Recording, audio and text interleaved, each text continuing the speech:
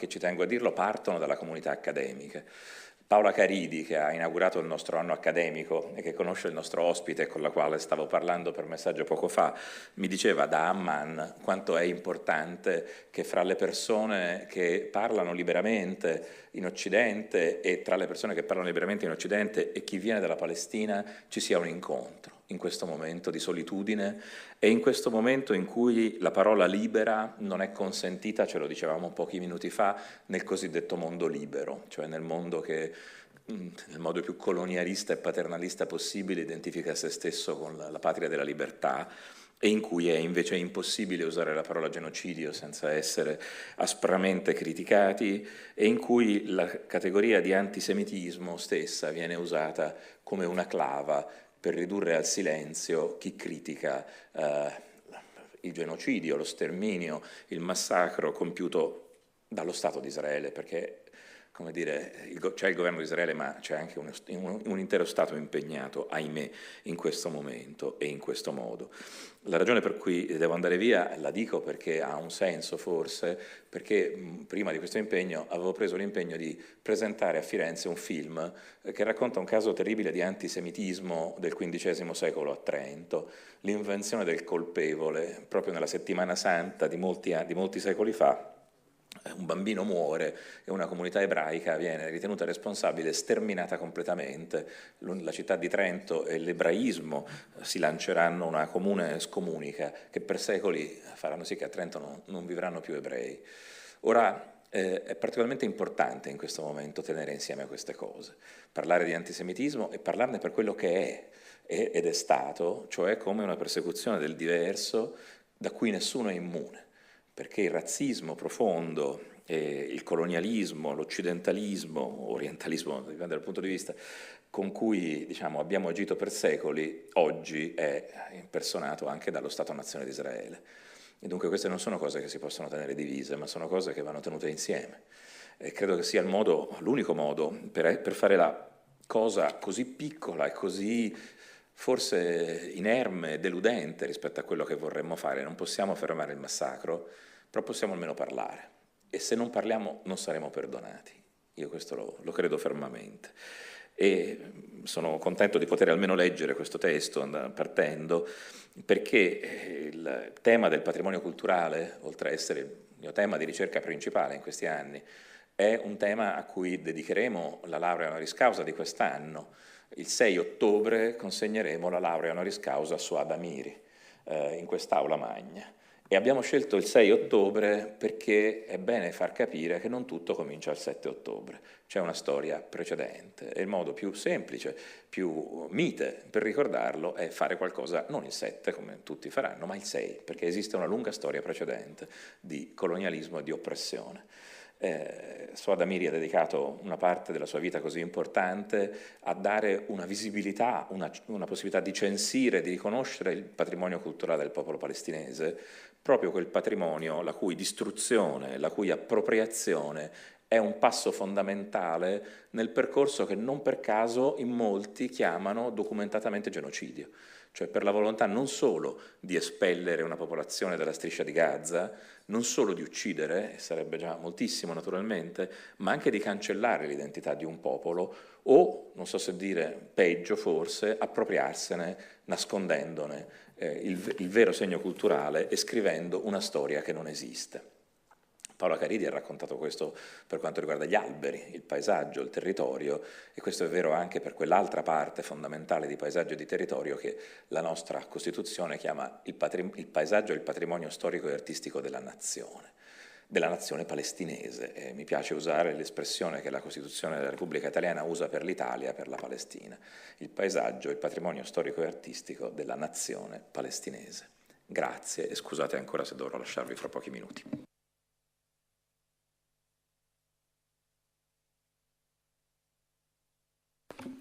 Grazie al Rettore per queste parole. Io dirò solo due indicazioni su diciamo, questo evento che in connessione con altri che si sono svolti sinora. Questo è il terzo appunto incontro, il primo appunto è stato quello con il professor Chiodelli e poi abbiamo invece diciamo, trasmesso dei cortometraggi sulla vita in questo momento che si vive appunto a Gaza. Lo spirito, ecco, di questo ciclo di incontri che stiamo tenendo è quello di in qualche modo presentare al di là delle mostruosità, per così dire, di quello che sta succedendo a Gaza, le molteplici forme di violenza che si registrano a più livelli in Palestina, non solo in questi giorni, ma in decenni. Abbiamo infatti nel primo incontro parlato della geopolitica urbana, di come appunto gli spazi della città possono diventare degli spazi di violenza che dividono, escludono e che ovviamente uccidono. È la violenza della norma, un piano regolatore, una cosa che per noi appunto può risultare banale, diventa invece un elemento di controllo e di esclusione sociale. Invece con i cortometraggi abbiamo visto con i nostri nudi occhi la vita quotidiana che si vive adesso a Gaza sotto i bombardamenti, e adesso oggi appunto affrontiamo un altro tema, che è quello dell'appropriazione del patrimonio culturale, quindi non solo una violenza verticale, diciamo così, ma molto più profonda, che coinvolge il passato, il suo uso, senza appunto alcuna forma di risarcimento, ma con l'intento di distorcerlo e qualche volta anche di distruggerlo e di usarlo a favore di una ed una sola identità, che è quella appunto dello Stato israeliano.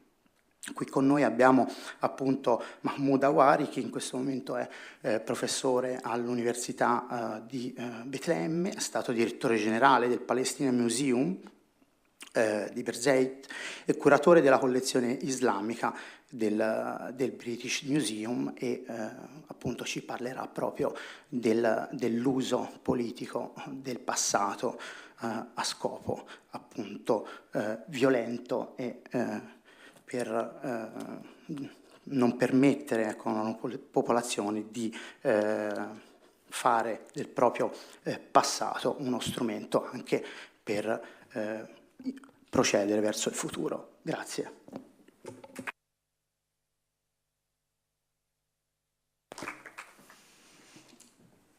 Good evening, everyone. Well, thank you very much for coming tonight to listen to my talk, and I really appreciate it.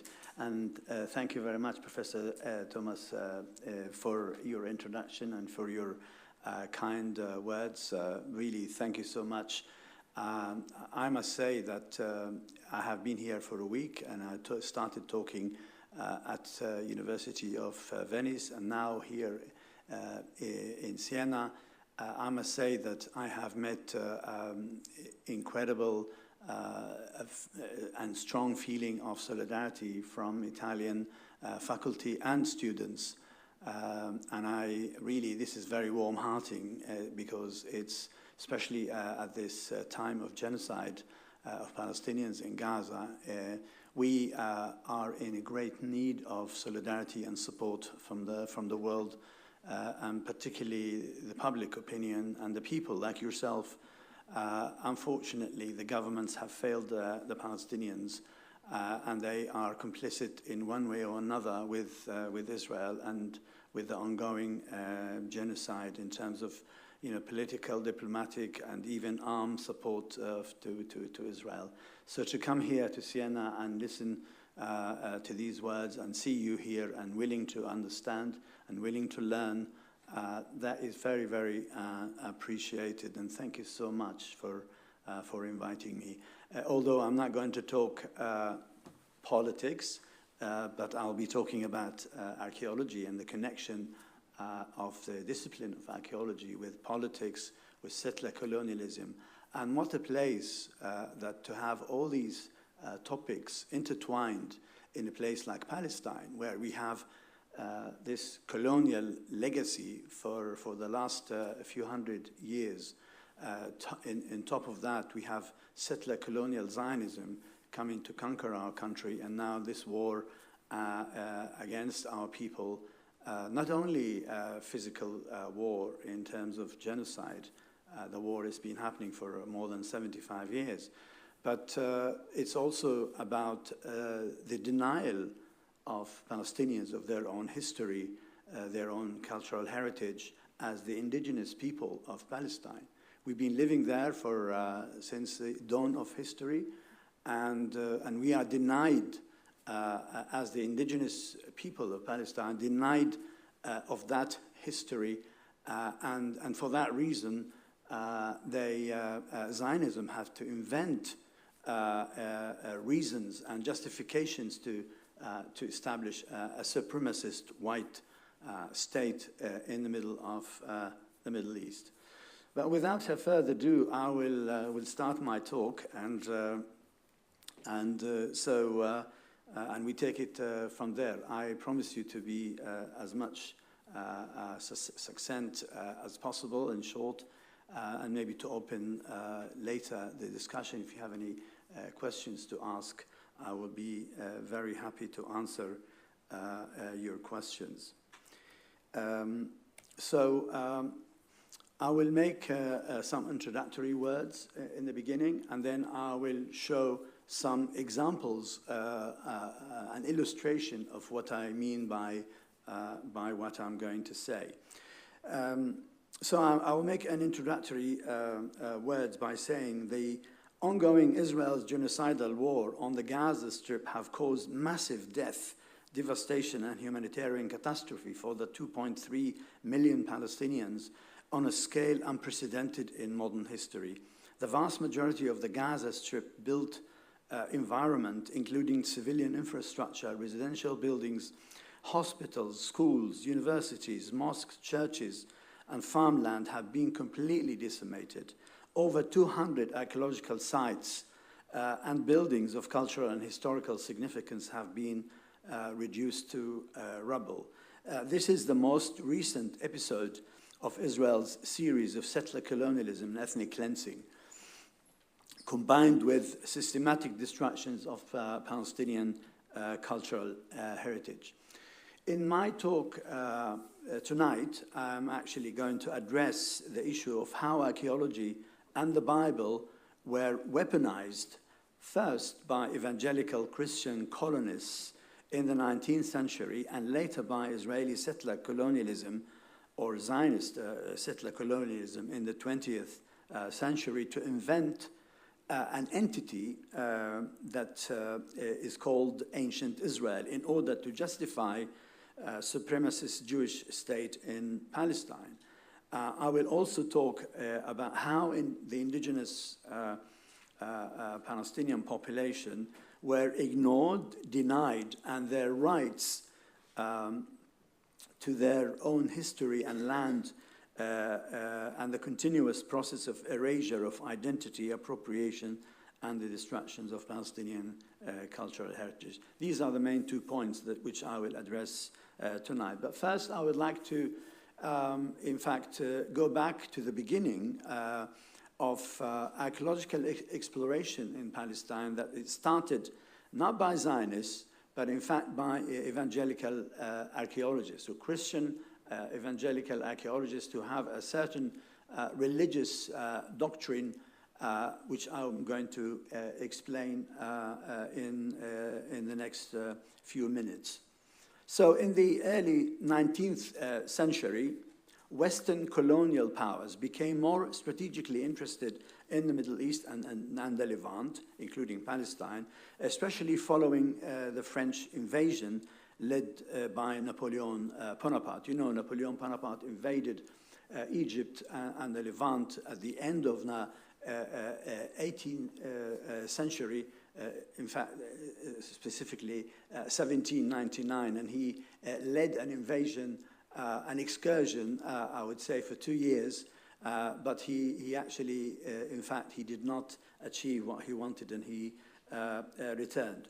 So what our Western colonial powers were interested in? They were motivated by three main factors. The domination of the region and the route to India and Southeast Asia. Second is the creation of Jewish and Protestant communities in the Levant in order to protect them.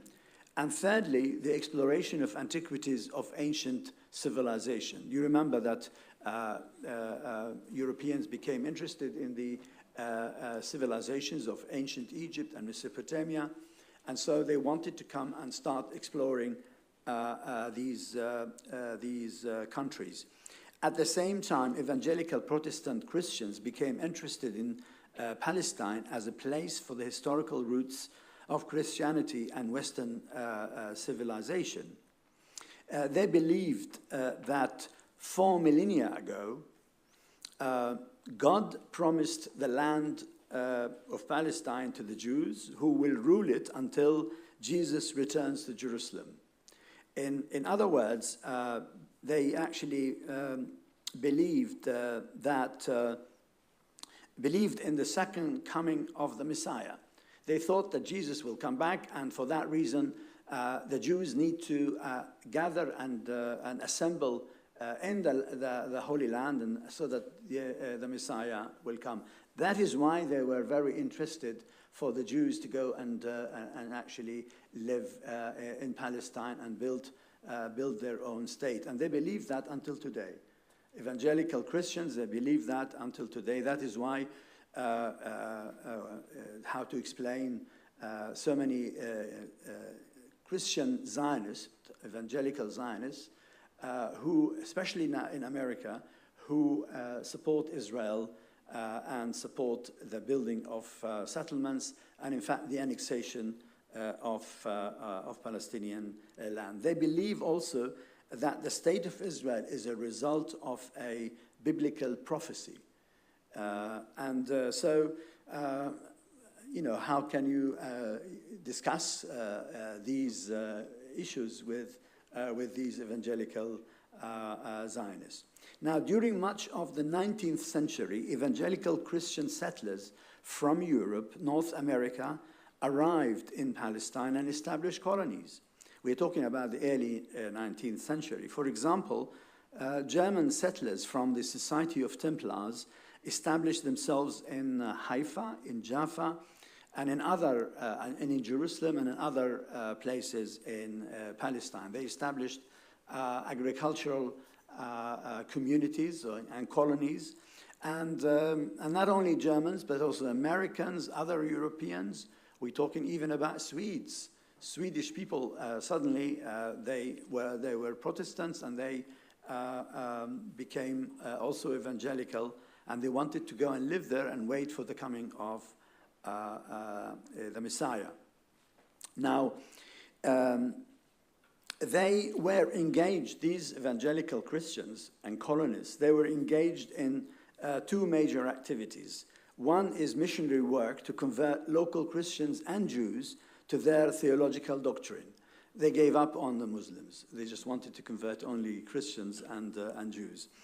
Because also they were not also bothered with Catholics and Orthodox. So they were mainly looking forward all these smaller Christian communities. And second, they were interested in archaeological work in search of physical proofs of the narratives of the Bible among ancient sites, or among the ancient sites of what they called the Holy Land. So they wanted to start exploration to see how the biblical narratives, the stories, translated themselves on the ground, and try to actually identify sites that mentioned in the Bible in the geography and topography of Palestine. So from the mid-19th century onwards, American, British, and German evangelical biblical scholars and archaeologists focused on the biblical past of the so-called Holy Land rather than Palestine, as a place whose significance lay primarily in its Christian and Jewish heritage and its importance to Western civilization. The search for ancient Israel became dominant discourse in biblical studies and consumed, and still consumes, phenomenal resources, funding at universities in the US and in Europe. So it is safe to say that Western Eurocentric scholarship has invented ancient Israel, the entity that existed in the past, while silencing Palestinian history completely. They don't want to hear anything about Palestinian history. Edward Said, most of you know, pointed out the close connections between culture and colonialism in the development of Orientalism and the narratives of the West, and the need for the subaltern colonized people to reclaim their history. The evangelical archaeologists were effectively the driving force behind the emergence of a new brand in archaeology, which has become known to us as biblical archaeology. So the main goal of this brand of archaeology was the search of ancient Israel, or Israelite, the Israelite nation state in Palestine, utilizing the mythical biblical text. So basically they looked at the Bible, they looked at the biblical text as a reliable source or historical reliable source of information.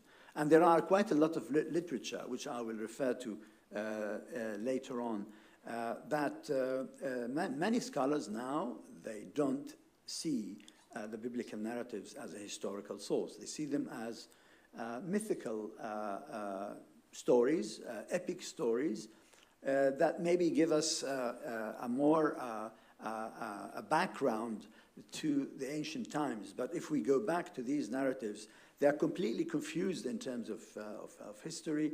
And besides, these stories were written almost more than 1,000 years after it happened, after they happened. So they were actually, these stories were transferred from generation to another over the years, and they were oral history, basically, and not, I would say, historical documented history. Now, let me show some images here about what I spoke so far. So I'm going to refer to the Palestine Exploration Fund, which was established in London.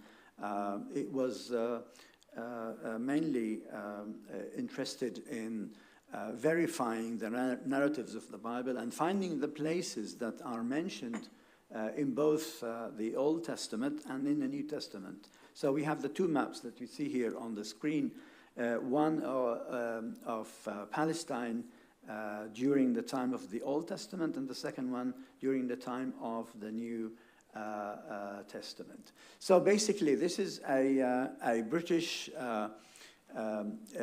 society that was interested in the exploration of the connection of Palestine with the biblical narratives.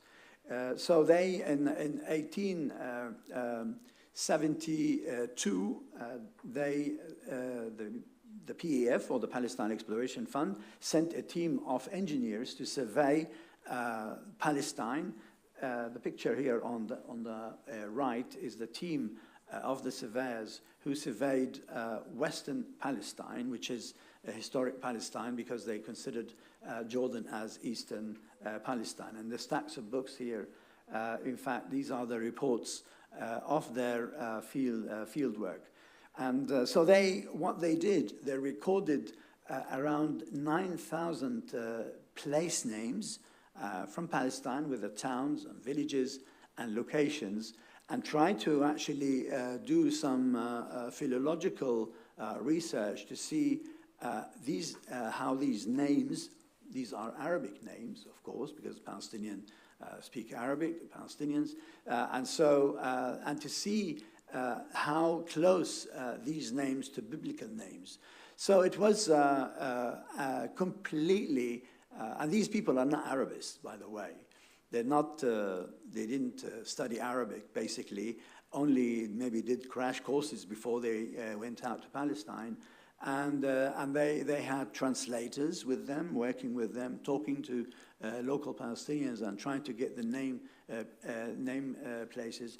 And believe me, there are many, many errors and mistakes, obviously, because they are not experts in the Arabic language. So they actually, their study of the Arabic words, so they take, for example, a name of a village, and they would say, this is quite similar to a biblical word. Like, for example, take a village near Ramallah today. It's called Bitin. Bitin. So it starts with a B and ends with a noon. So they think it's Bet-El, which is a biblical name mentioned in the Bible. But anyway, all these names that are mentioned in the biblical text, these are place names that they are local place names that were inherited from the indigenous people, and they happen to be Canaanites, Semitic people who lived in the Bronze Age. And but these names are actually, they are parallels, or they are, these names exist in whether ancient Egyptian texts or Mesopotamian texts. And you know, the Egyptians often invaded Palestine particularly during the late Bronze Age, between 1500 to 11 or 1200 BCE. And they have lists of places that they conquered. And so these names are actually mentioned in these Egyptian, but also in Mesopotamian texts. So, so this is actually, as a result, there are a lot of mistakes, and but the work is done, and they created a sort of narrative that basically Palestine is the stage where all the biblical narratives happened. Now, in addition to, so this is actually, so they utilize these biblical texts, and so, but just before continuing further to talk about the Zionists, I just wanted to mention, to say that the Palestine Exploration Fund actually have declared its aim in 1865 as the exploration of Jerusalem and many other places in the Holy Land by means of excavations that would throw much light upon the archaeology of the Jewish people. So we're talking about, 1871. If we actually consider the population at the time, when Palestine was a province under the Ottoman Empire, so we have the majority of the population were Muslims and Christians, and only a very tiny minority of indigenous Jews who actually lived there for many years. But they were a very tiny minority, maybe 2% or even 3%, even until the year of the Balfour Declaration in 1917. It was, the Jewish population was only 3%.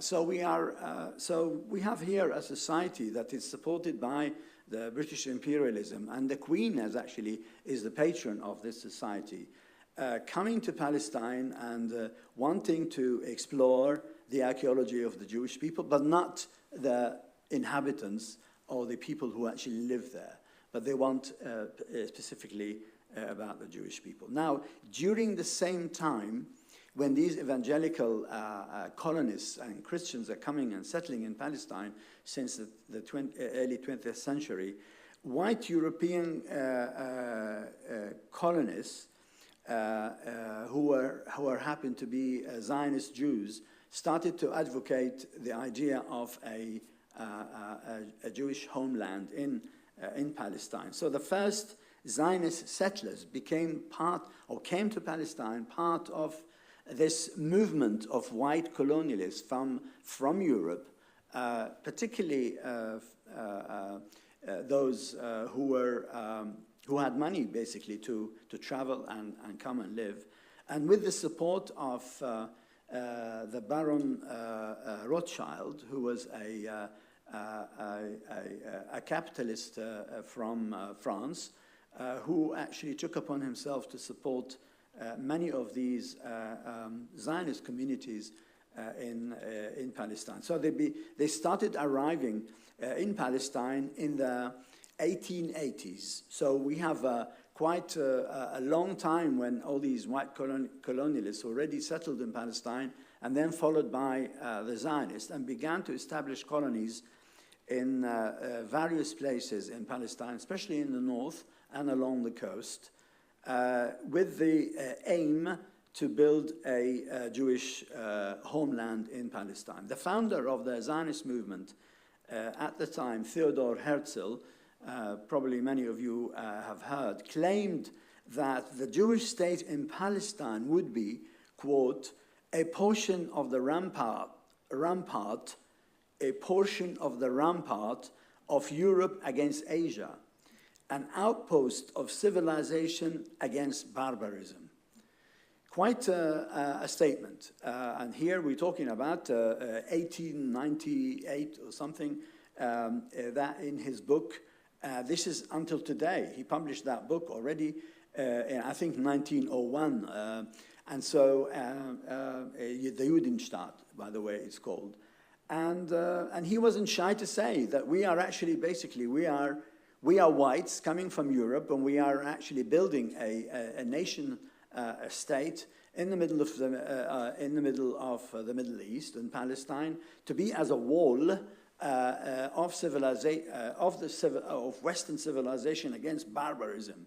So considering not only the Palestinians but everybody who lived there as barbaric. So that is really it just shows a little bit the tip of the iceberg of this supremacist, racist ideology that the Zionist leadership have had at that time. Such white supremacist discourse was deployed to justify the colonization of Palestinian land and the untold violence that entails, because it entailed violence. And what we see today, the genocide, is in fact more than 100 years. It's in fact the result of that philosophy and that doctrine. So in the early years of their efforts to secure support for their enterprise, the Zionists propagated in the West the idea of a land without a people for a people without a land. This is actually, and that their aim is to make the desert bloom. So at that time, although Palestine was a prosperous Ottoman province with overwhelming dominant Palestinian Arab demography, culture, and an economic life. So it's hardly to say that Palestine was empty. In fact, it was the most populated region of the Middle East, because it was a fertile land. It was on the Mediterranean. We have prosperous ports and so on. Then before I continue, so I will to show, these are the German colonies, 2 images of the German colonies in Haifa and in Jaffa that preceded Zionist colonization in Palestine. And here we have early Zionist colonies founded by the Jewish Colonization Association. The one on the left is Rishon LeZion, and then Petah Tikva. These 2 main early Zionist colonies. And down below, Mr. Rothschild and his wife coming to visit Palestine to inspect some of these Zionist colonies that he's been sponsoring. So the Balfour Declaration in 1917 and the British Mandate of 1922 guaranteed the founding of a Jewish homeland, and Palestine was given away to incoming, mostly European Jewish settlers over, well, on the expense of the indigenous Arab population. So settler colonialism was not a singular event that happened at one point, but rather a process that instituted over decades aimed at replacing the native population, including the physical elimination rather than exploiting it, as the cases of settler colonialism in North America, Canada, Australia, and New Zealand against the first people in these countries, where they completely wiped out, or nearly completely wiped out by settler colonialists. 3 activities were especially most important for the Zionists in the process of colonizing Palestine. First, tree planting. Second, map making, like the maps that I showed you. And archaeological excavation. In fact, Zionists became very obsessed with archaeology, even until today.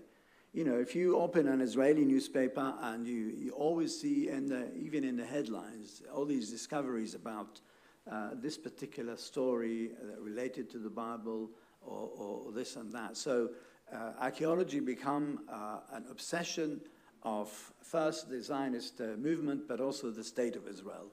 And so much money and funding is being given to archaeology in order to, in fact, to verify biblical narratives that gives justification to the founding of the state of Israel. So Zionists turned to archaeology to reinforce the idea of the Jews returning to Zion and to restore the Hebrew society in the Holy Land. So in 1920, the Zionist movement pioneered the Jewish Palestine Exploration Society to spearhead excavations in Palestine. And so for them, excavation was a way to actually try to say, well, you know, we are coming to settle here in this land, and we have a history which is on our side. So the obsession with archaeology continued until today, and in fact, I take one example in Jerusalem, for example. Already for nearly 150 years, they've been excavating outside the old city in Jerusalem, and a site called Silwan, a village called Silwan. They think that this is the place where the city of David, of King David, established his city. After 150 years, nothing has been found from this city. And every now and then, you know, an Israeli archaeologist says, oh, I found the palace of King David. And then a lot of noise about it in the media. And then some archaeologists start looking and say, no, not exactly, you know, and there's not really, there is no proof, you know. Not to find a big building with big stones and to say this is the palace of David, it's not exactly evidence. And so, but there isn't any kind of, you know, textual evidence as well. there's no textual historical evidence to show that even now some scholars start to think that ancient Jerusalem was not there at all. It should be looking for it somewhere else, maybe. Or maybe they've been digging in the wrong hill. Maybe they should go and dig nearby to find the city. But and they don't give up, because now there is an industry of archaeological excavations around Jerusalem with this really obsession to find anything to do with the biblical narrative.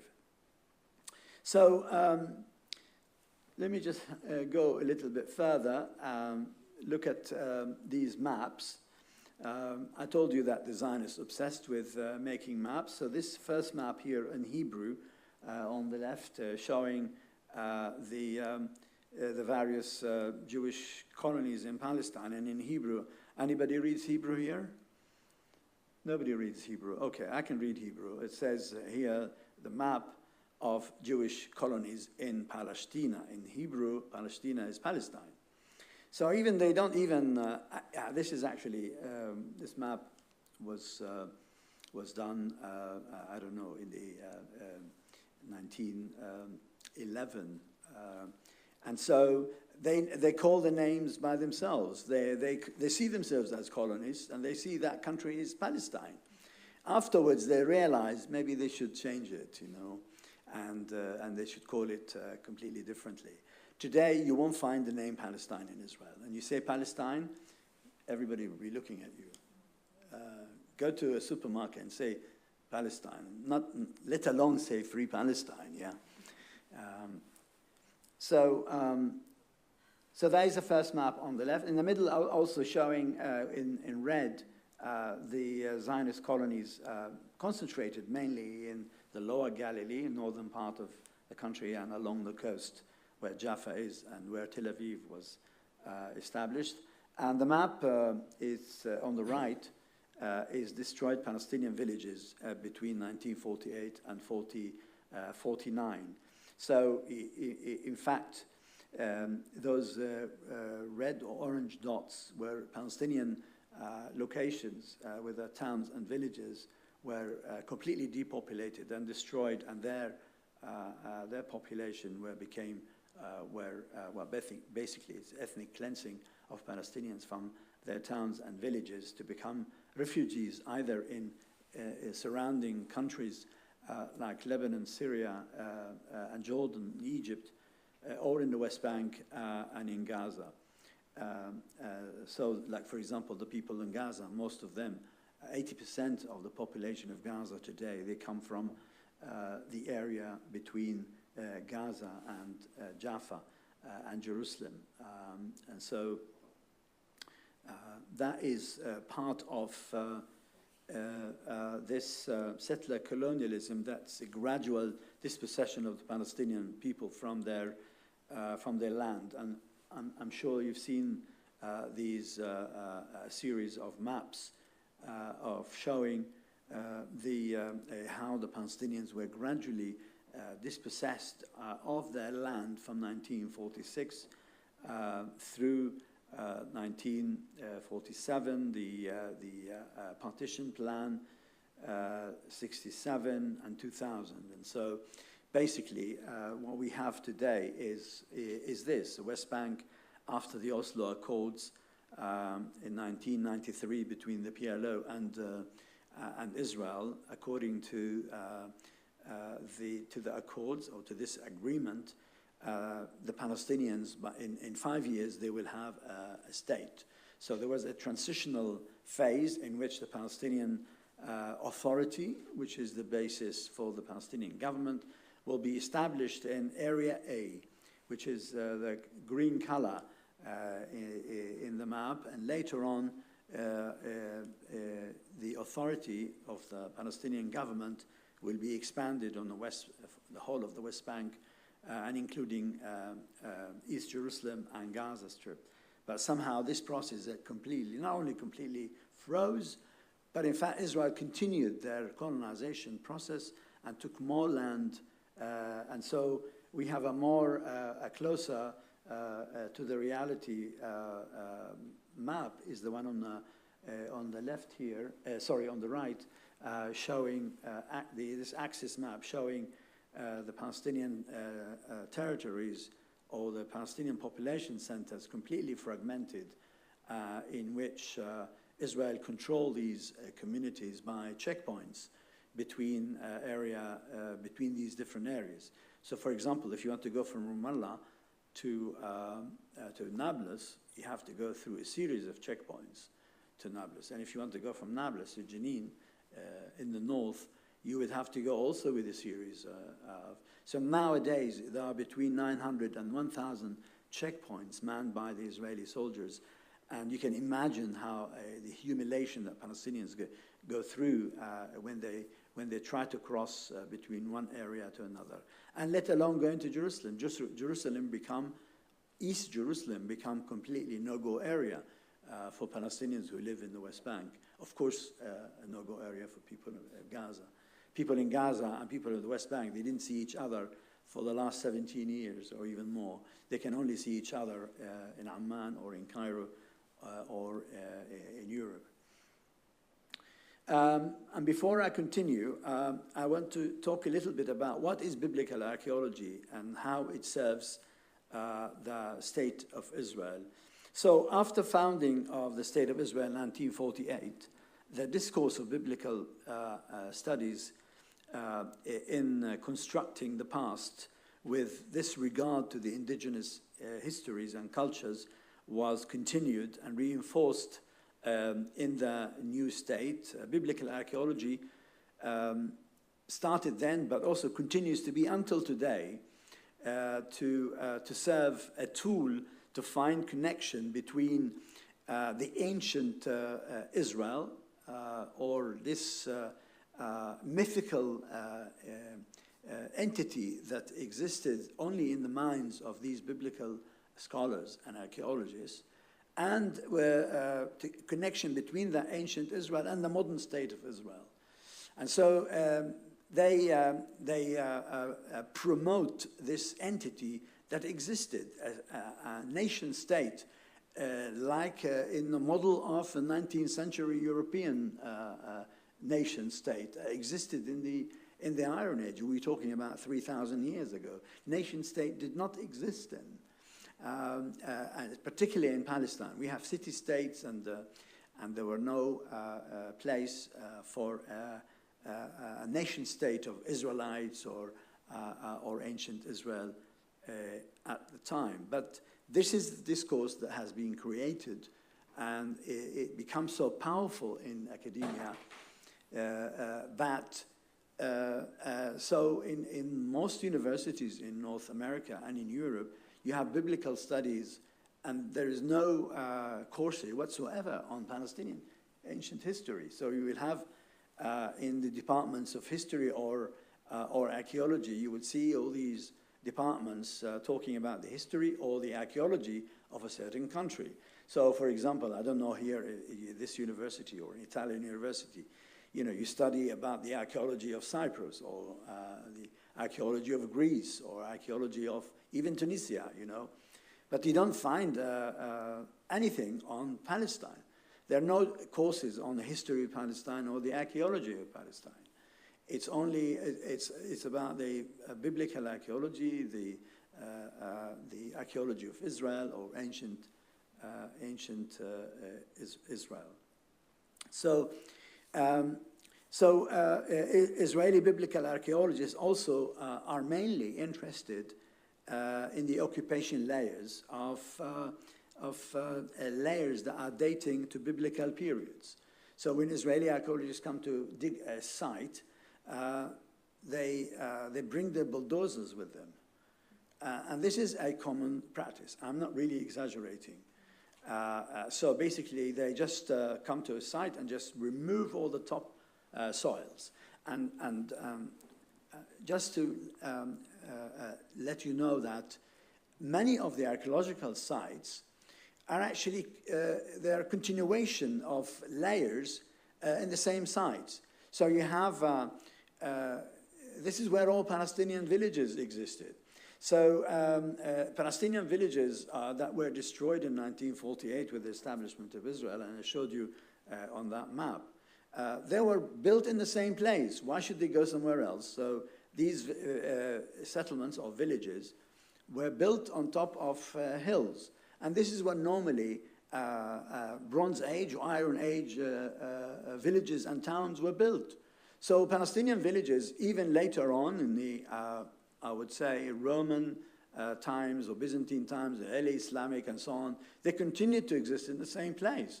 I mean, I have excavated in some of these villages where you can actually, start from the top layer of a destroyed Palestinian village and you dig down, there is a guarantee that you will end up in the Bronze Age because these sites are in the same place. I'm making a simplification of it, but perhaps Italian archaeologists would find that some of the existing villages today, they are built in the same places where Roman villages are. And so, so this is the practice of Israeli archaeologists, and of course they are not interested in the top layers. So what they say, they justify to themselves that they are removing the topsoil, and because it's, it has a lot of debris and stuff, and basically these are the remains of Palestinian villages. And as a result, they just remove, and depends on the archaeologists. If they are interested in the Byzantine period, in churches and Roman villas and Roman this and that, maybe they'll excavate these layers, but otherwise they go straight down to the Iron Age. And I worked on a dig with University of Tel Aviv with a colleague, a friend of mine, who actually brought bulldozers and asked his supervisors to remove the whole top of the Tel, so-called mount, and 40 centimeters, he is so proud that 40 centimeters, they reached the Iron Age, they reached the Israelite period, and he was so happy. But in the meantime, completely erased and removed and destroyed almost 2,500 years of layers of occupation, which is it's a typical way of excavating. Now, let me move further. After Israel's occupation in 1967, the process of colonization and Judaization of the occupied Palestinian territories continued. So when Israel proper was of course, ethnically cleansed from Palestinians, and Palestinian villages, many Palestinian villages, by the way, over 500 were destroyed. Now, moving into the West Bank, Gaza and East Jerusalem, the same process continued. Although they could not destroy as many villages as possible, as they did before, and they could not do ethnic cleansing as much as they wanted to in 1967, but yes, many were ethnically cleansed from various parts of the West Bank and some villages, but Palestinians remained. And but the idea was to, in fact, to continue this process of colonization by using, in fact, embarking on archaeological excavations in order to provide proofs and evidence for the existence of Israelite and Jewish archaeology in these areas. First, so they actually many archaeological sites where their names were changed. So they had Arabic names and changed so that they are seen to have a biblical Jewish precedent. And so to create the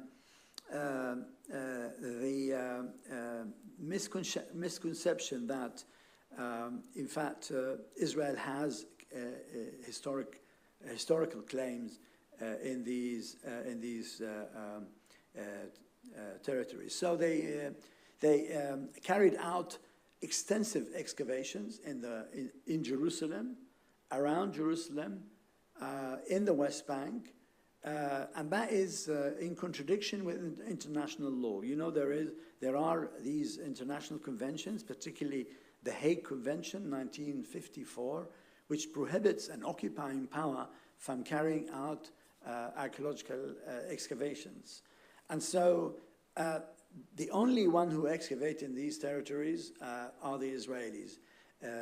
Americans and Europeans have refused to dig in the West Bank and Gaza, although they are excavating in Israel itself. So we have international adherence to international law, at least on the level of archaeological excavation. So, and many sites were changed, the names were changed. So for example, they don't say, the Israelis don't say Nablus. You know, that's the name of the city, Nablus. They call it Shechem, which is the name mentioned in the Bible. The same thing is Chevron, which is El Khalil, and so on. And of course, all the other sites as well, they changed their names. Now what happened to all the archaeological antiquities or finds that are found are removed from their place in the West Bank and from Gaza into Israel. And they either put in the Israeli museums or they find themselves to go to universities. So all Israeli universities, without any exception, are violating international law because they excavated in Gaza, they still and continue to excavate in the West Bank in many sites. And they are ashamed, they are not ashamed of it. And they even, you know, and they go to various conferences around the world presenting the results of their excavation without being boycotted. And now I think now the BDS, the Palestinian boycott movement, are actually started to work on the issue of academic boycott for Israeli archaeologists who are involved in and complicit in illegal excavations. And so hopefully this campaign will succeed.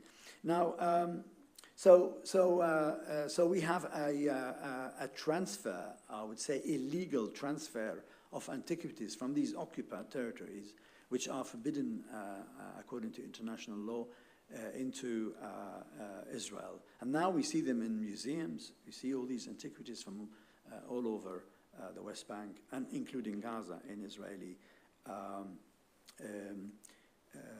museums. Now the other issue, you have the illegal excavations, you have illegal transfer of archaeological objects. Also we have the appropriation of cultural heritage and archaeological sites.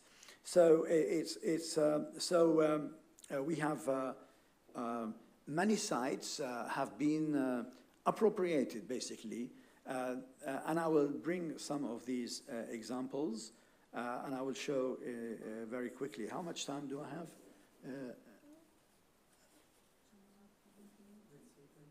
Okay, all right. So I have still time to show you. I will start with examples with some images here from Jerusalem. So in Jerusalem, since the occupation of 1967, Israel first of all annexed the city, so it became legally part of the state of Israel. And that is it's an occupied territory. It was annexed illegally, and the only country that accepts this annexation is the United States, especially with Trump coming in his first presidency, moved the American embassy from Tel Aviv to Jerusalem, because Jerusalem was not recognized as the capital of the state of Israel, because it's occupied, and there is a discussion about its status, international status.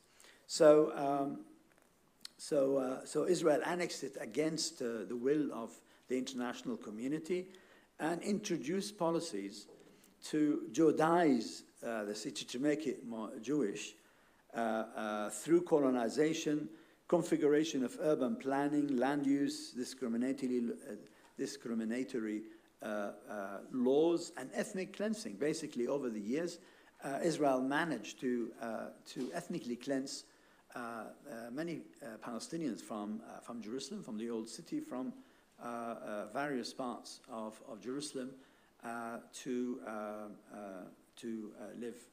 move, and they were moved to other parts of the West Bank. Large-scale archaeological excavations took place in the old city and outside the old city, aimed at recovering the city's exclusive biblical history, with complete covering up other cultures and other civilizations that happened to be in Jerusalem. So despite all of this, with a municipal and governmental attempt to Judaize the city, to make it look Jewish, if you happen to be there in the old city of Jerusalem, it's still Arab, it's still Palestinian, despite the attempt. Maybe the Jewish quarter, it's different. Anybody been to Jerusalem?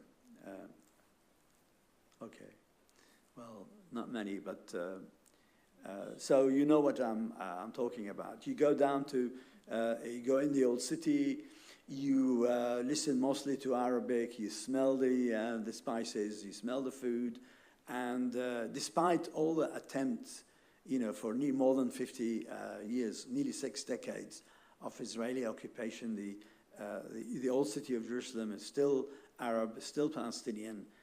Both Palestinian Muslims and Christians live in the city and hold on to their identity. So, so the first example I want to show here is the excavations at this site, Silwan. By the way, the first map here on the left is the old city of Jerusalem, the city within the walls. I'm going to concentrate on the area of the actually to the south of the old city, outside the city walls, where I'm actually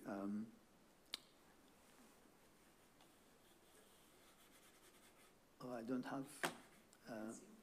Oh, you can see. Okay. So if you can see the bottom part of that plan of the old city, this is where the area which is called Silwan. They have the picture in the middle, an aerial view of this. It started as an old village from medieval times, and it spread and it grew to become a huge neighborhood outside the city walls from the south. This is Silwan. Now, over the years, it started with American and European archaeologists who identified this site here, this little hill, as the city of David.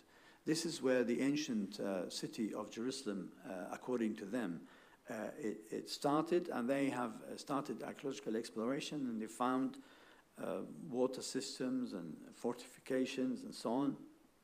And then Israeli archaeologists continued to work there in order to expose what they believe it's the city of David, the city that, in fact, it was a Canaanite city or Jebusite city. It was conquered by David according to this biblical story, and he established a capital of the so-called United Kingdom of, not Britain, the United Kingdom of David and Solomon, that according to the imagination of these scholars that extended from the Sinai desert in the south up to Aleppo, North Syria, and so on.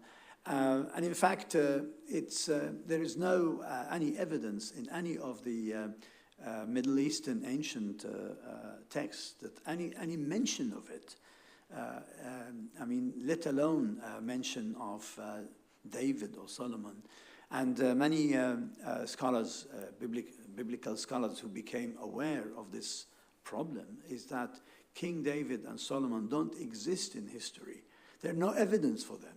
And even from that time, we have a lot of records coming from Egypt and from Mesopotamia, and no mention of them.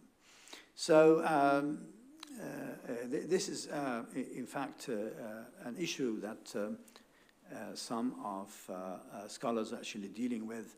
And at the end of this talk, I'm going to recommend some of this literature. So, so the image on the right is actually an aerial view of Silwan, and you have that the areas marked in color red. These are the excavated areas. Remember, this is actually, it's a very heavily populated area of Palestinians. So they are actually excavating around the houses, under the houses, and they're trying to ethnically cleanse this neighborhood by removing the Palestinian residents from this neighborhood, destroying their houses or occupying their houses by settlers, and basically the aim is in fact is to create an archaeological biblical theme park, so as a result, this area called Al Bustan, you see that in yellow frame. This area, which has more than 100 houses, they wanted to remove the people from these houses, destroy these houses, modern houses, and build a theme park, which is called the King's Garden. And the absurdity of this, I just can't believe it. I must share this absurdity with you. So the Palestinian residents, they call this area Al-Bustan. In Arabic means the garden. And because of the presence of abundance of water, there is a spring, there's spring of Silwan, which is very famous, further up the village. This water comes down in channels, and people make a lot of gardens and grow vegetables and fruit and so on. So the Palestinians, they have preserved this, or they have called this area Al-Bustan, the garden. And guess what? These right-wing settlers, Israeli settlers, said, maybe this is the King David's garden that mentioned in the Bible. I mean, come on. I mean, we're talking about 3,000 years ago. Does this garden was there for the last 3,000 years? I doubt it. It was there maybe for the last 300 years, maybe 1,000 years. But they use Palestinian memory, Palestinian memorable history, weaponize it against them. So now you call it Al-Bustan, we're going to take it from you, because this was King David's Bustan, you know. I just find it completely absurd, and yeah.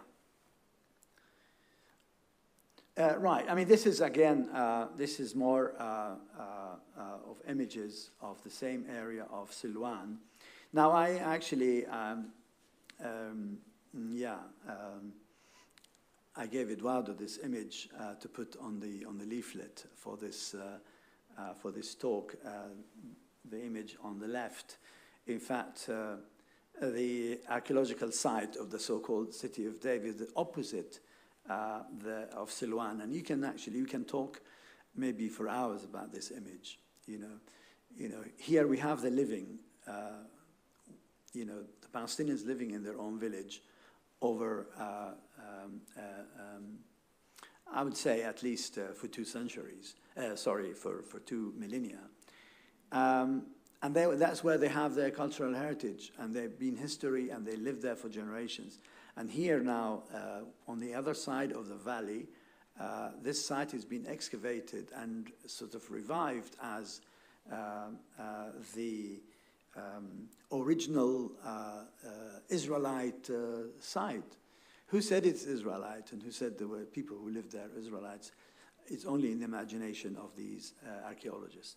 The image in the middle actually is created by Emek Shaveh, which is an Israeli NGO made out of archaeologists who are very critical to Israeli archaeology, and especially to colonial archaeology, and who are campaigning in defense of the Palestinian residents of Silwan, and actually go to court, fight the eviction orders to Palestinian residents in this village in Israeli courts.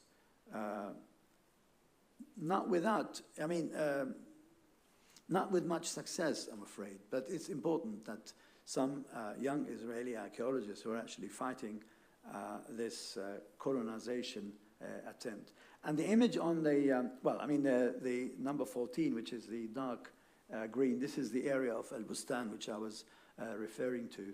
And the image on the right, it's a simulation of how this theme park will look like. So first of all, if you look, it will completely erase all the Palestinian houses. It will remove, ethnically cleanse all the Palestinians from this area, and have partly these new housing for Jewish settlers, including a park with water and green and so on, and it's sort of recreating a biblical theme park going back to the time of David. And this is actually it's part of this, what is called parks surrounding the old city of Jerusalem, and the image that you can see here on the right is the densely built-up area of Silwan. By the way, I mean, these are the people of Silwan, the Palestinians of Silwan. Some of them are the indigenous people who've been living there for hundreds of years, but some actually who were refugees from villages around West Jerusalem that have been expelled from their villages to find, first they found, they built very simple houses, and then they built afterwards concrete houses. Now the second example I'm going to talk about is the Citadel of Jerusalem. This is a fortress, an example of military architecture, I would say Islamic military architecture. So you have here medieval architecture. And the Citadel of Jerusalem in Arabic, Al-Qal'a, which means the citadel, has been part of the political, social, and economic life of the city, at least in the last 1,000 years. And you can see this is a monument of Islamic architecture. If you go to Damascus, you see the citadel. If you go to Aleppo, you see the citadel. If you go to Cairo, it's the same.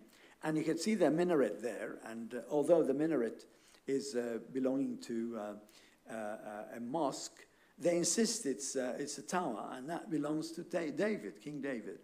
So they call this citadel the Tower of David Museum, which tells a completely biased history of the city, and being used as a national monument where they have their own celebration. So, and they use it also for promoting tourism to Israel.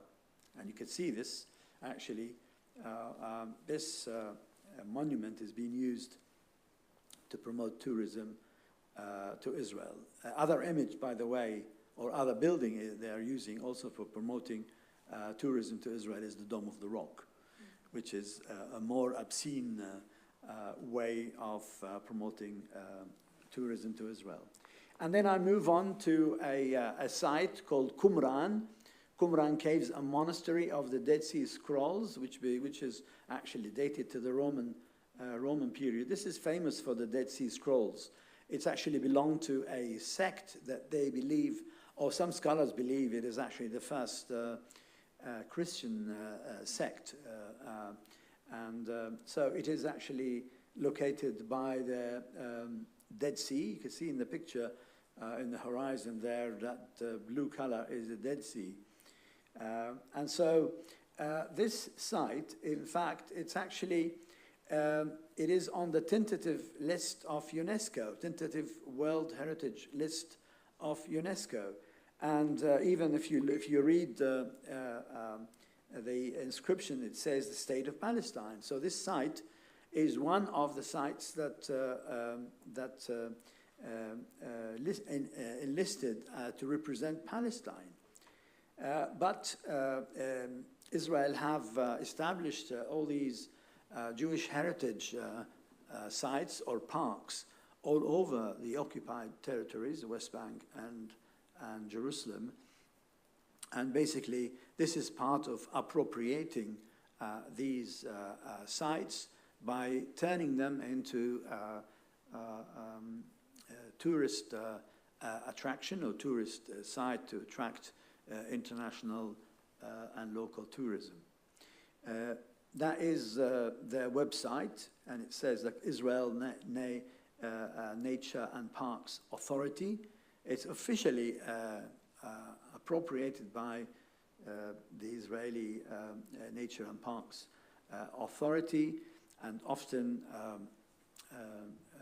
many Israeli school children come and visit with various activities. This sect that it is believed to have originated in this site, it is portrayed as a Jewish sect and not a Christian sect. So it's in fact is a completely different interpretation. And another site, another example for cultural appropriation is the site or the village of Sebastia in Arabic, but it is the ancient site which is called Sebasti. In fact, it's an ancient Hellenistic, Roman, and medieval Islamic town. In fact, Sebasti is the name given by Herod to the city that he built or he rebuilt. You know who's Herod? Herod the Great. He was the Roman governor of the Judea in the Roman period. And by the way, he was very anti-Jewish. Many times there were Jews were trying to assassinate him because he's pro-Roman. He originally Arab, by the way, and he was completely appropriated by the biblical studies. His family converted to Judaism, but he comes from an Arab origin. His mother is Nabatean, and the Nabateans are Arabs, Nabatean of Petra in Jordan. And but at the time, other so-called pagans were able to convert to Judaism, or some of them were converted by force.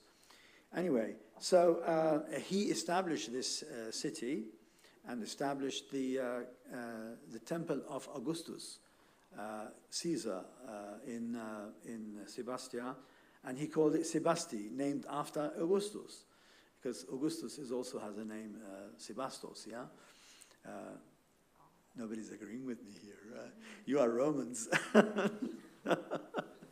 Anyway, so the interesting thing about this city, it is planned as a Roman city of the East with Cardo, Maximus, and all the institutions. You have the theater, temples,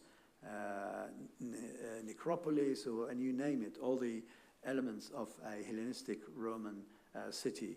And it has been subscribed on the UNESCO heritage list for Palestine. And recently, Israeli settlers are trying to control this site and turn it into an Israeli park, archaeological park. That's in the last couple of years.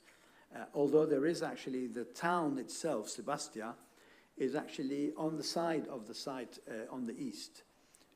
So if you look at the plan here on the right-hand side. So, so that is also the subscription of the site on the World Heritage list of UNESCO. Another site, which is Khirbet Sayloun,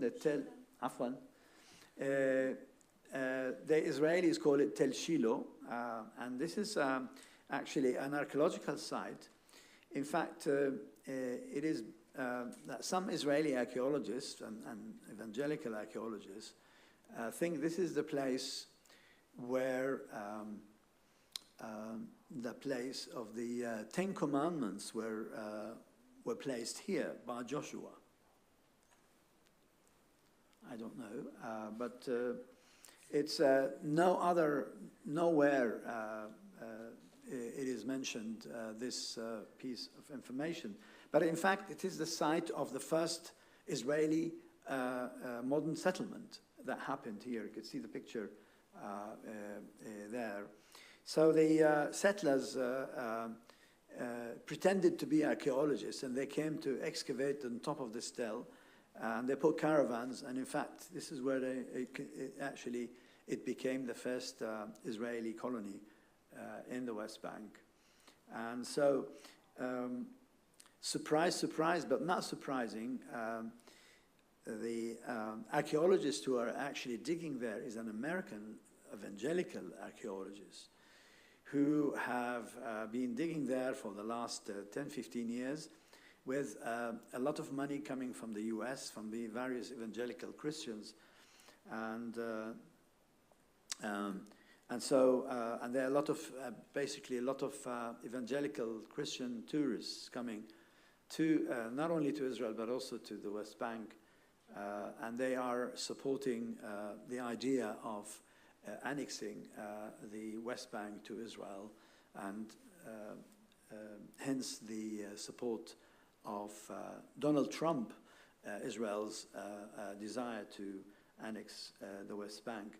And here I move to another example, Al-Khalil, Hebron, and I will be talking about the Ibrahimi Mosque, which is the same as the tombs of the patriarchs. So if you look at this image here, you have, well, Hebron is in the south part of the West Bank. This image in the middle of it, in the middle of the city, you see this big structure, big building, and that is the Ibrahimi Mosque. It is actually, it started as a Roman temple, and then during the time of Herod, a temple was built there. In addition, well, on the foundation of an earlier temple, and in the Byzantine period, on the same in the same building, a church was built in the 4th century, dating to the time of Constantine, and so it continued to be a church until a mosque was converted into this church in the early 7th, in the early 8th century, late 7th, early 8th century, but it was completely refurbished and rebuilt during the time of Salah ad-Din and in the Mamluk period. And so you can see these minarets, and what you see on the top part of the building is actually, we are Ayyubid and Mamluk. And so, so this is how it looks from, this is a closer look here on there, and inside. It looks, yeah, it's a mosque, very much like mosques you see in cities of Damascus or even Istanbul. And you see these structures within the building itself. These are the tombs of the patriarchs. Now you would ask a question, why tombs of patriarchs like Abraham and his family are found in the mosque? Is a bit intriguing, especially when you talking to Italian or European public. In fact, Muslims, they have actually revered figures from Judaism and for Christianity. So for Muslims, Abraham is a prophet. Jesus, Isa, is a prophet. Moses is a prophet. So these figures, both from Judaism and Christianity, are revered, means they are given importance, and they are holy people, or like saints, if I may use the word saint. And so for that reason, they wanted to honor them by either building shrines having their names, or actually incorporating them within this I would say worship that Muslims do, and will build shrines. So in fact, Islam sees itself, and this is again maybe something that maybe you haven't heard before, is that sees itself as a continuation of the monotheist religions of Judaism and Christianity. And so it incorporates all these figures from both Judaism and Christianity in the worship among people. So as a result, we have the whole of not only in Palestine, but also in the whole of Greater Syria, including Egypt and many other Muslim countries, that you have shrines that belonging to these figures. So you will have John the Baptist, Nabi Yahya, he called him Nabi Yahya. So there is in Sebastia, by the way, I forgot to mention, there is a shrine for Nabi Yahya built in the church, which is allowing Muslims to not worship, but visit Yahya, John the Baptist, in the church. The same thing in the Great Mosque of Damascus, the Umayyad Mosque in Damascus. There is a shrine for Nabi Yahya, which is John the Baptist, which is actually basically Islam is incorporating and in fact hugging all these various figures. And so when modern Zionism came to being in Palestine, and they thought, including the settlers, they thought, these are the real places, burial places of these prophets. So, like, and as a result, they're trying to appropriate them from the indigenous Palestinians. One example of that is the Ibrahimi Mosque in Hebron, in which now it is, while before it wasn't the case, now it is, the mosque is divided, become partly a synagogue. There was never been a synagogue there. And now there is a synagogue and next to the mosque. And there is a division of the building into certain times Muslims are not allowed to come in, and other times only for Jews. And they use this way of controlling the mosque. So basically, many Muslims would come to pray and they say, oh, it's closed today. And then, oh, it's open tomorrow. They come tomorrow and it's still closed. So it's in fact, it's been completely taken over and controlled by the Israeli army. So anyway, another example is Qubat Rahil, Rachel's tomb, another example of a figure from Judaism that is being revered. And so a shrine for Rachel was built on the way between Jerusalem and Bethlehem.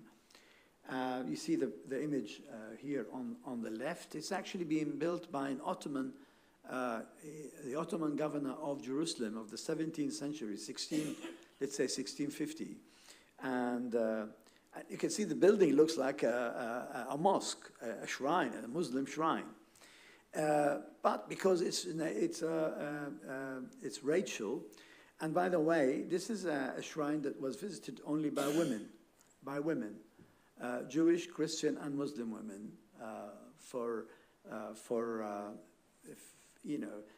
like particularly women who won't be able to have children. they would go there and lit a candle in order to be able to have children. And for some reason, it's a great place for people from women from monotheist religions to come there and meet. And so for hundreds of years, it was a meeting place for all these women. But after 1967, they decided it's only a Jewish shrine. They put a menorah on top of it at the entrance and a sign in Hebrew to say it's Kever Rahel, which means the Rachel tomb. And the final manifestation of this building is the photo here on the right, on the bottom. The shrine completely changed its character to become a military fortress. Now it is manned by Israeli soldiers with snipers on top, and they shoot at Palestinian youth who are demonstrating down the road. This is actually deep inside the territory of the town of Bethlehem. So basically, not only appropriating a cultural heritage site that belonged to Palestinians, but in fact weaponizing it, literally using it as a military position, a military fortress. And here I wanted to quickly, I need to finish because time is passing. Another form of cultural appropriation is the illegal transfer and looting of Palestinian antiquities into Israel. This is the site of Deir el-Balah in the Gaza Strip, in which a site was excavated illegally by Israeli archaeologists. This is the professor from the Hebrew University, excavated there in the 70s and 80s. And this site proved to be very rich in archaeological finds, particularly these anthropoid coffins that were excavated there. It is a special and unique site.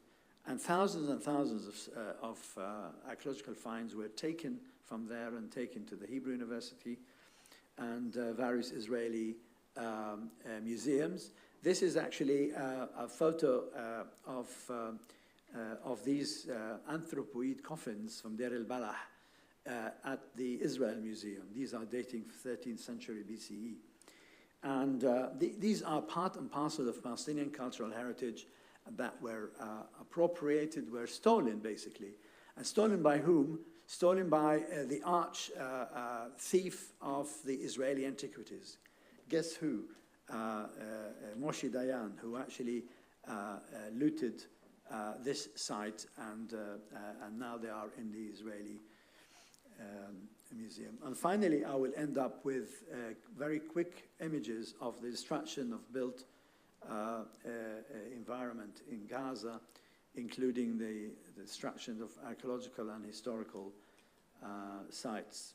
So this is what Gaza looked today. So you can imagine what happens to the archaeological and historical sites. This is Rafah, and these are the map showing the various historic sites that were destroyed from Gaza all the way down to Rafah without stopping. And so just one major site in Gaza. This is the mosque, the great mosque, Omari Mosque in Gaza, completely ruined. This is just quick images and from various buildings. I just show here only examples. As I said, 200 of them, of these buildings were destroyed. This is a caravanserai in Khan Yunis. And this is a Byzantine church in Gaza with beautiful mosaic floors. And this is the Gaza National Museum in Gaza. It's completely destroyed by the Israeli army. And these are antiquities historians. These images I found on social media of how these soldiers were basically looted this warehouse and took these antiquities and exhibited them in the Israeli Knesset, in the Israeli parliament. And recommended readings. This is just a quick show the books, well, actually 2 articles of mine about biblical archaeology and settler colonialism in two sites which in fact, I talked about. That is Silwan in Jerusalem and the citadel of Jerusalem, plus these books. One is The Invention of Ancient Israel and the Silencing of Palestinian History. The other one, The Mythic Past, about the Bible. The third one, The Facts on the Ground, is about the practice of archaeology in Israel. And finally, this book about Jerusalem, about the Jewish Quarter, by this Italian scholar. He's an old friend and colleague of mine, Simone Rica. He did his research on the Jewish Quarter of Jerusalem. I was going to make a conclusion, but I will leave that, and I'll stop here and to listen if you have any remarks or any question. Thank you.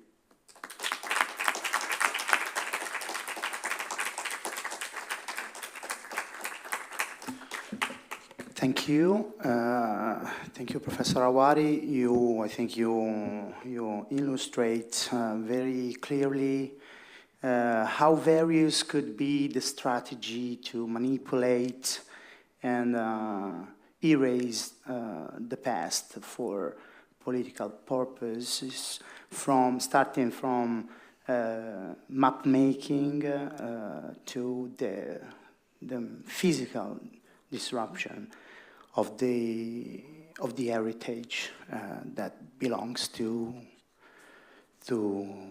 everyone, and not just belongs to one side. And especially I wanna remark the fact that it's not just a matter of Zionism. It's general. I mean, it concerns a general process of colonization, starting, I mean, from very, very, very long time before. I mean, that the Zionist became the principal elements of this process, especially the link with the relationship with the United States that explains somehow also the politics that we see now.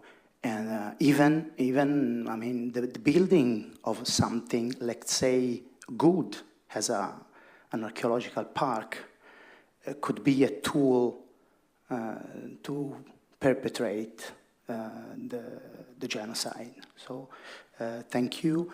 Maybe we have time for one question. Forse abbiamo tempo per una domanda. Mentre io appunto stavo dicendo, ecco, al professore che ha illustrato in maniera, direi, chiara, appunto, come diciamo, quante e varie possono essere le forme di violenza, come dicevo all'inizio, che vanno appunto dai massacri alla distruzione della memoria e all'appropriazione del patrimonio culturale e materiale di un popolo, e soprattutto che questo processo di appropriazione e di distruzione della memoria riguarda anche e soprattutto l'Occidente e non solo appunto lo Stato di Israele. Insomma, ci sono, come ci ha illustrato bene il professore, appunto ci sono delle radici profonde che coinvolgono i principali paesi europei. Quindi se qualcuno ha da fare qualche commento. Questo. Sì. Yeah, we're a bit short of time, so I will not be too long in thanking you so much for your talk, which is incredibly beautiful and very painful as well. I have a question about scientific associations, and especially archaeological societies now. It's so cringe, so embarrassing to see the idea of bulldozing an archaeological site. How is it going now within the archaeological field? the perceived respectability of Israeli archaeologists? Is there a change? Is something changing in Israel or no, worldwide? I would say, like in the archaeological field, is this still considered on a level acceptable, or are things changing? And the second question is a statement and a question at the same time. Is it about time that we start calling that psychotic fantasy, which is the Israeli state, the Zionist entity? Thank you. Yeah. If there is more questions, if there are more other questions, so that we could. Ci sono, raccogliamo magari.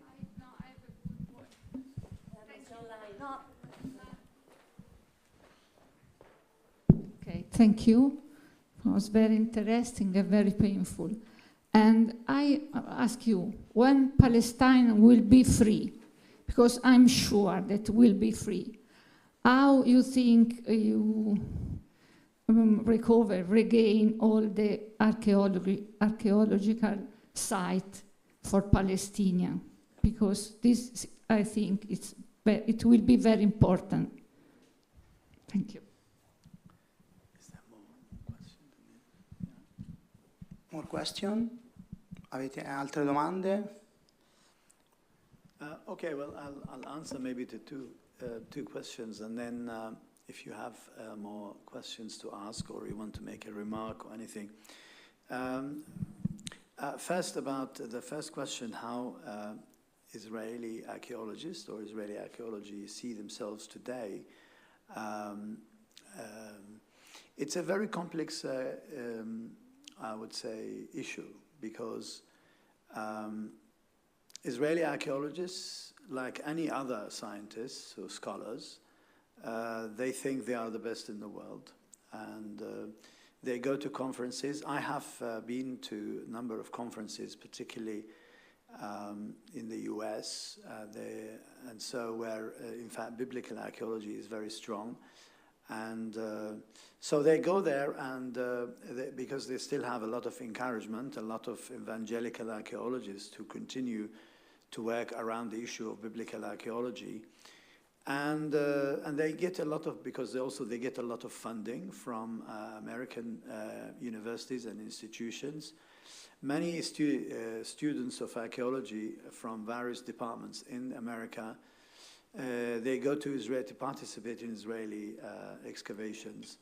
So they think they are doing very well, and but in fact they become more interested not only in biblical archaeology, they're interested in environmental archaeology, they've been interested in prehistoric archaeology and various disciplines, and because they get a lot of funding, so there are many universities in Israel, they have a lot of funding, and so as a result, they participate in conferences all around the world.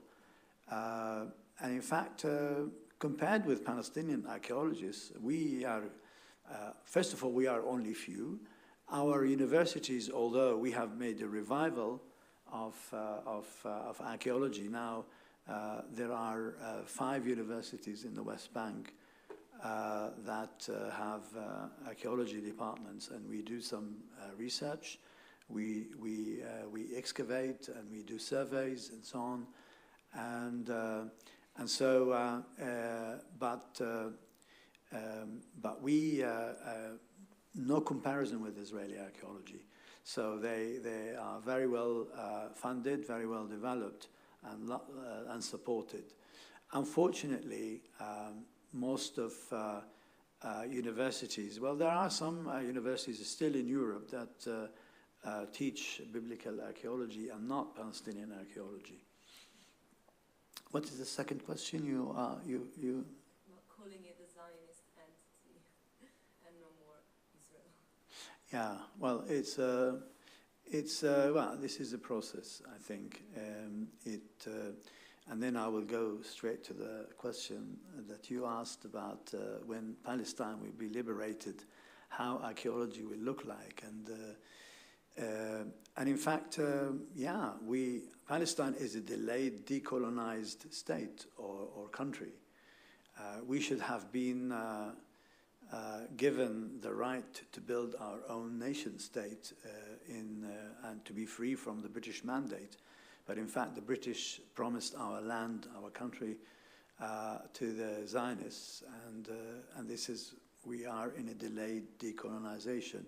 So hopefully, I share your hope and optimism. Palestine will be free from the river to the sea. But I don't say it is a, how do you say, it is something that will happen. But I think this is the way it is going that way. Israel is not a sustainable entity. It's a settler colonial state. In Australia, in New Zealand, in North America, they managed to kill all the indigenous people, or to kill many of them, or the majority of them. Israel will not be able to kill all the Palestinians, although they are trying now in Gaza. But our people is determined to remain in our country and to continue our culture there, our cultural heritage. And how do I envisage the future of Palestine? Palestine. It will be a country for all those people who choose to live in it, whether they are secular, whether they're religious, whether they are Christian, Muslims, or Jews who want to live in a democratic, free country. It will, from an archaeology point of view, archaeology will not be the archaeology of Islam. Or the archaeology of Christianity. It will be the archaeology of Palestine, which will include all people who lived in Palestine, all civilizations, from ancient, from the Stone Age until modern time. And just to give you an example, how we archaeologists, Palestinian archaeologists, envisage, how we imagine Palestine, is the project which I am working on at the moment. I am working with 38 Palestinian archaeologists and historians of writing up a textbook on the archaeology and history of Palestine for the last 1 million years. So from the presence of humans, from the Mesolithic period, the old Stone Age, until modern time, 1 million years of history and archaeology, and in which we record and we document all the contribution of people who lived in Palestine for the civilization of Palestine. And so this is a testimony on how we see Palestine. We don't look at only a various aspect of the history of Palestine and concentrate on that. On the contrary, we have also excavated sites in Palestine, and we have been excavating, we're doing archaeology. We don't differentiate between this strata with the other strata. We record everything, and we are not like the Israeli archaeologists, who are very sectarian, only interested in Jewish archaeology. I think the future is, I see the future is bright, and I see that Palestine one day will be free. Credo che il nostro tempo sia più che esaurito e quindi vi invito a lasciare l'edificio molto velocemente, altrimenti rimarremo qui fino a domani. The time is over and we have to run. Thank you very much. It's a pleasure. Grazie a tutti. Turn this off. Thank you so much. Pleasure.